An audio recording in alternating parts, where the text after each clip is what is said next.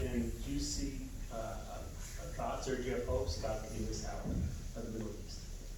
Thank you for the question, Chris. I'll put it in terms that everyone here will understand most directly.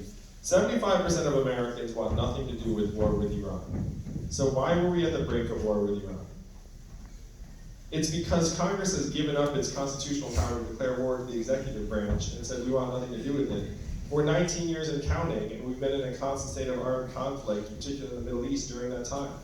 I've talked to thousands of military veterans who come back, and they're struggling with their health and PTSD and finding a path forward. We spend over $6 trillion in the Middle East and counting, and lost thousands and thousands of lives, and broken thousands and thousands of Americans.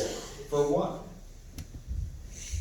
I signed a pledge to end the forever wars. I am optimistic that we can bring as many of our troops home as possible in the coming months. And I would reinvest in diplomacy and alliances and make sure that we're actually consulting with folks before we do something arbitrarily. There was a quote from a UK official that I thought said it all. He said, "The purpose of having allies is so you can surprise your enemies, not each other." It's in response to our attack that killed General Soleimani. So that just about said it all.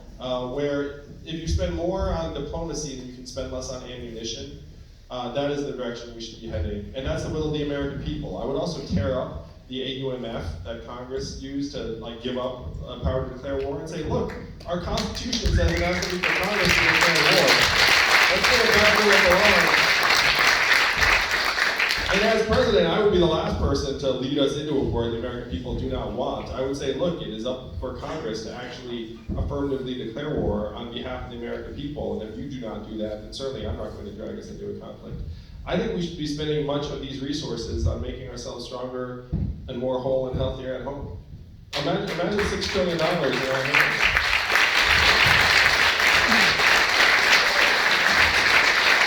And thank you for the question, Chris. As for me being the darling of the press, I appreciate that. You know what's going to breed my darling status in the press is New Hampshire coming out for me very, very well.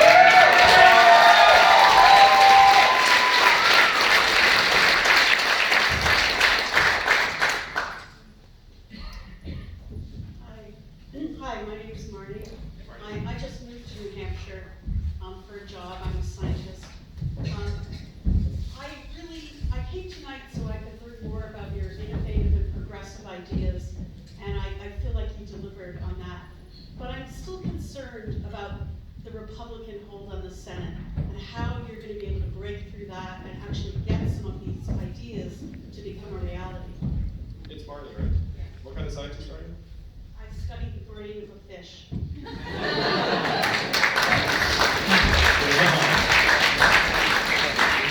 That's so funny. They have brains now.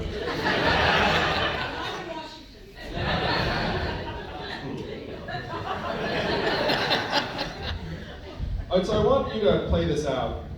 We shock the world here in New Hampshire next week. And then we take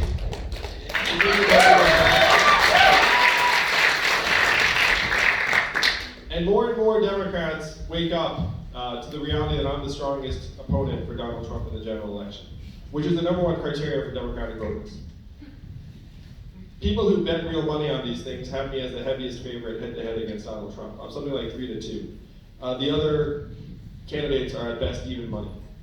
And there are a few reasons for this. #1, 10% of Donald Trump voters in New Hampshire said they would vote for me over Trump in one survey. 18% of college Republicans say they would vote for me over Trump in another survey. And you know who's figured out that I'm his nightmare matchup?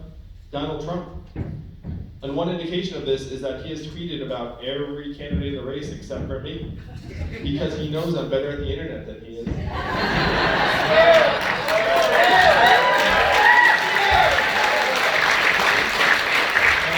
because his most potent attacks are, "You're a corrupt DC politician," which obviously does not work very well on me. So, after I'm your nominee, I will defeat Donald Trump in the general. The question is, how do we get some of these ideas done after I'm president? So I want you to imagine the scene. I get inaugurated, everyone's like, wow, this is very, very exciting. And my flagship proposal is this dividend in Americans' hands. that has traditionally been bipartisan. The state that has passed this dividend, Alaska, is a deep red conservative state, and it was passed by a Republican governor who actually said to the Alaskan people, a lot of oil money, who would you rather get it? The government who's going to mess it up somehow, or you? And then the Alaskan people said, us, please. He said, I thought you'd say that. And then now it's been almost 40 years going strong. So after I'm your president, the Democrats will be so thrilled to have beaten Donald Trump. They will say, okay, let's embrace our new president's flagship proposal of a dividend, putting money into people's hands, make children and families healthier, stronger, mentally healthier, etc. But then Republicans are going to look at it and say, wait a minute, where do I stand on this dividend? It's a huge win for rural areas that I represent, for red states on the interior that have gotten blasted by automation. Many conservatives and libertarians do not mind money in people's hands. What do they mind? A giant bureaucracy making people's decisions for them or money out of people's hands. So I can get 20% of Republicans on board with this, and I want you to imagine the scene. If they're trying to demonize this, they'll be like, this money's gonna hurt you. It's like a really tough case to make. You know what I mean? It's like, I think the money'd be okay, bitch. So we can pass this in a bipartisan way, and Republicans find me to be someone that they can work with because I'm very data-driven, I'm very solutions-oriented, I just want to move the country forward. I believe we can get work done on things like infrastructure that Republicans have traditionally been very much for. I can't believe Donald Trump didn't even get that right. I thought he'd at least build a lot of stuff so he could put his name on it, you know what I mean? Just be like, Trump bridge, Trump highway, Trump everything. I'd be like, all right, I'll accept it for the infrastructure. But he didn't, but he didn't even do it.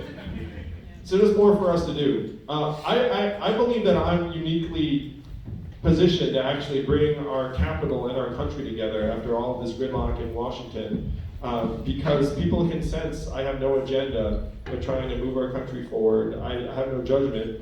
I don't hate Trump voters. I just want to help everyone live a better life. And people can sense that.